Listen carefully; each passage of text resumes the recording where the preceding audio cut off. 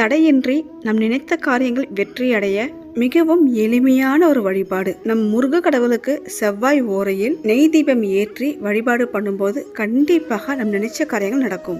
6 வெற்றிலை காம்பு கிள்ளி எடுத்துக்கணும். நல்லா கழுவிட்டு மஞ்சள் குங்குமம் இட்டு மயில் தோகை போல் பித்தளை தாம்பால் தட்டில் அடுக்கி வச்சிடணும். சின்னதா ஒரு அகல் விளக்கு எடுத்துக்கோங்க.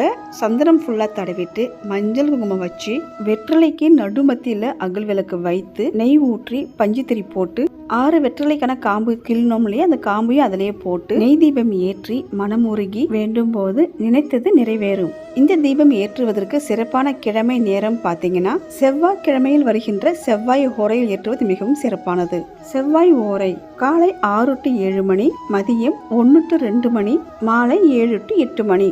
முருகருக்கு செவ்வாய் ஓரையில் நைவேத்தியம் செய்து நெய் தீபம் ஏற்றி வழிபாடு பண்ணும்போது வேண்டிய வரம் கிடைக்கும்.